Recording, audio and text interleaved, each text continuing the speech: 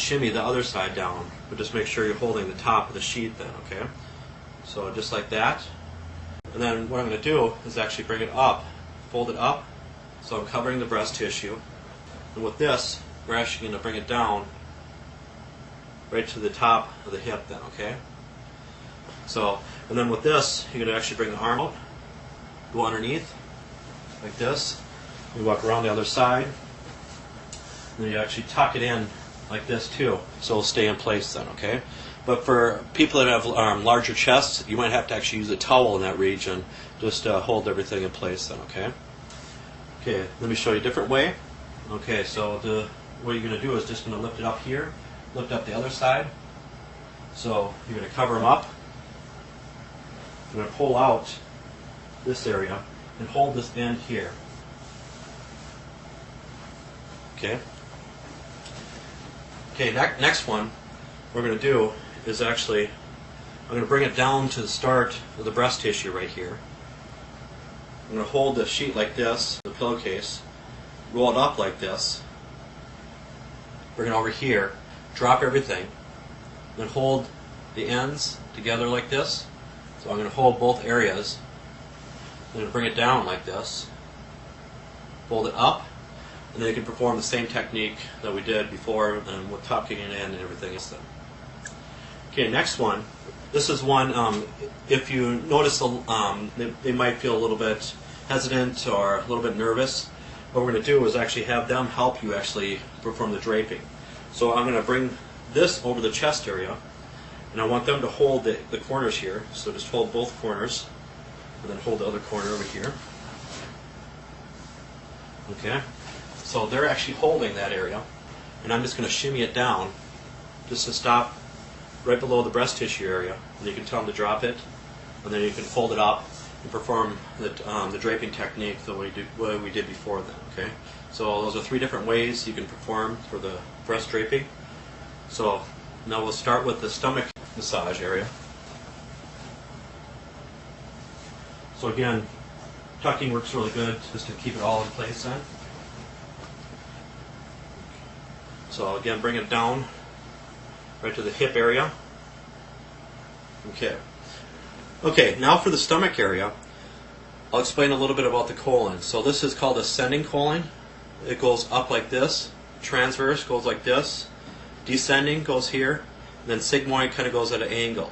So if possible, more of the techniques, if you're concentrating more on the colon area, is actually go the way of the colon then. So clockwise, that's an easy way to remember it. And a really corny way to remember it, but people actually remember it this way. It's called I love you.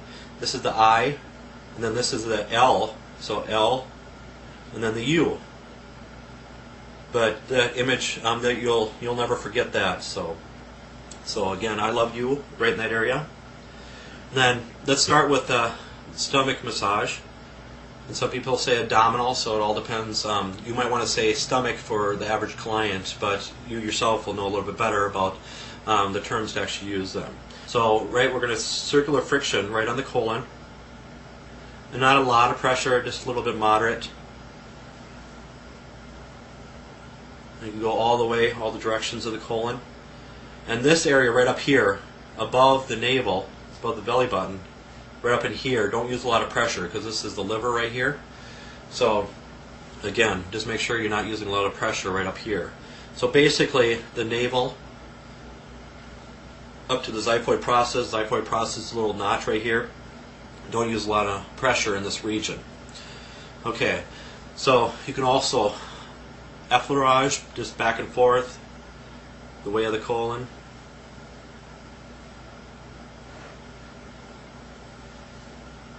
And some people actually just vibrate the colon. And some people don't like stomach massage, but you can actually talk the client into it because this is your core area. This is where all the organs are. This is what could actually be more beneficial if you can talk them into this region. It's great for digestion. If you're constipated, it's great for this area. So you can also use your knuckles on the colon area. Okay, next one we're actually going to kind of pull this way then. So just alternate it back and forth. You can even go underneath a little bit, kind of just give a little pull up, lift it up then. Then all the techniques you perform on one side of the body, make sure you perform it on the other side of the body too, so it evens them out. So in a roll massage, I would actually go to the other side and perform the same technique then. So just make sure they can feel it on both sides of the body then. And you're actually going right around the iliac crest area, so that's your AKA hip bone, okay? So that's the area that you don't want to use a lot of pressure right on any bony areas. So right above that, that's where you can use a little bit more pressure in those regions. You can also perform more of like an ocean wave, just back and forth over the stomach area. You can even kind of rock it back and forth. A great way to actually tell where there's more bowel movement, you can actually kind of tap those areas where you're going to tap a little bit louder, so you're going to actually feel, listen to echo areas. So when there's an echo area, that means there's not a lot of buildup in that region. So you're going to try to listen for non-echo areas if you're going to help out somebody that's constipated then.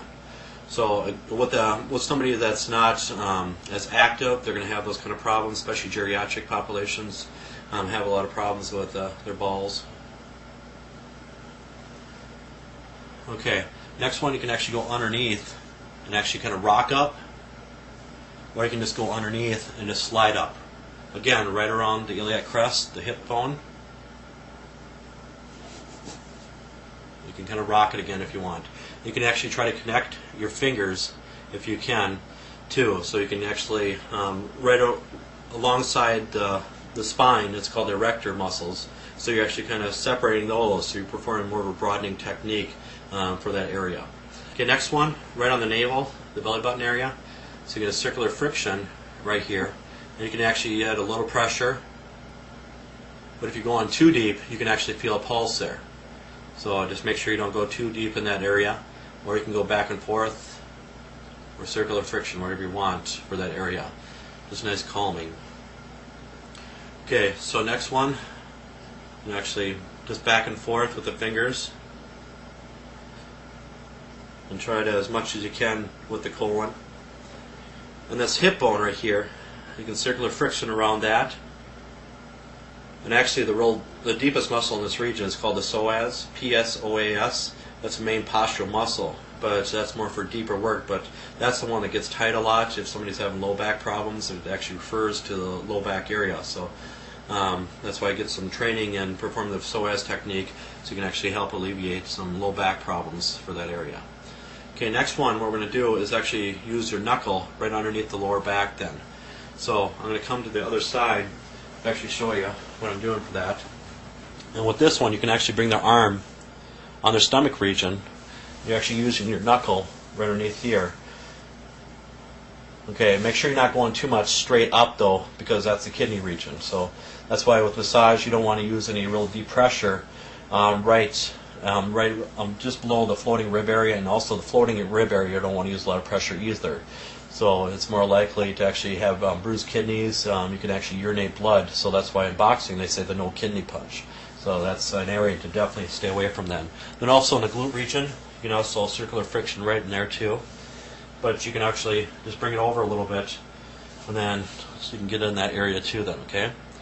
So and then you can also, when we've massage the back area, we're actually going to be kind of pushing into that rector muscle. It's, again, it runs alongside of the vertebrae, but you can actually kind of push into that area too then, okay? Next one you can actually perform is actually your hand underneath their lower back, kind of cupping the spine. Okay? And one hand on the stomach area, or you can even have it on their hand too, and you can kind of just give them a little rock. Just to see how relaxed they are in those regions. So again, it's more calming in those areas. So also for the diaphragm region, remember this is the xiphoid process right here, this little notch. We're actually going to hook our thumbs right underneath there.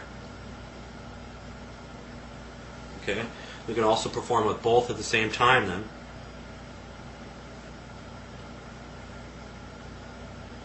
But again, no pressure on the xiphoid process. I'm not putting a great deal of pressure right in this area, so I'm just kind of hooking a little bit. And the diaphragm is actually considered a muscle too, so that needs to be massaged too, okay?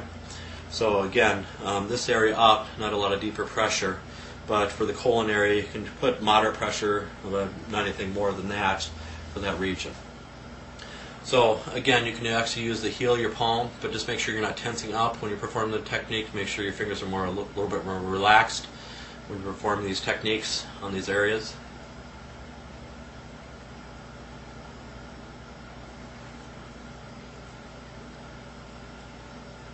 Okay, you can also use your knuckles too if you want a little bit of a break, and also just use your forearm, okay, on the whole stomach area.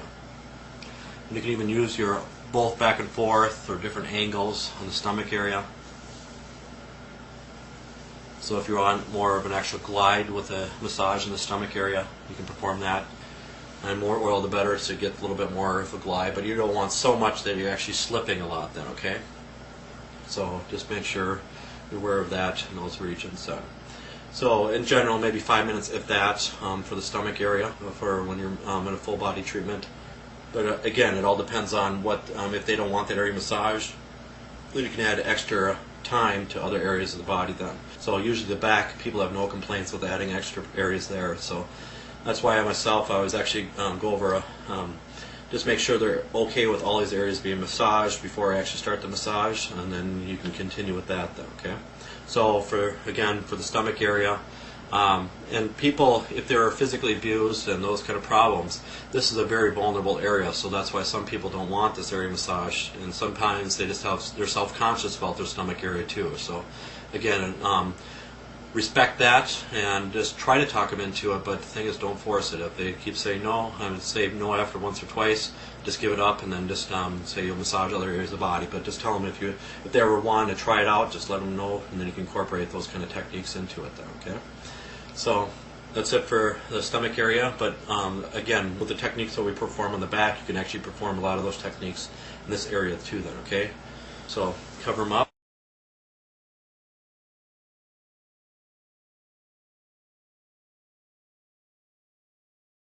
Now, some people actually incorporate both legs into the massage treatment. So again, it's all your preference on what you would want to perform with that then, okay? So what we're going to do is actually, you can start down here and actually go up. And the thing is, if you're actually bending at the waist, just make sure when you're bending at the waist, you're actually using a little bit of a stretch for yourself then, so you're aware of your body mechanics then. So even though your back isn't straight, you're actually performing a stretch for yourself.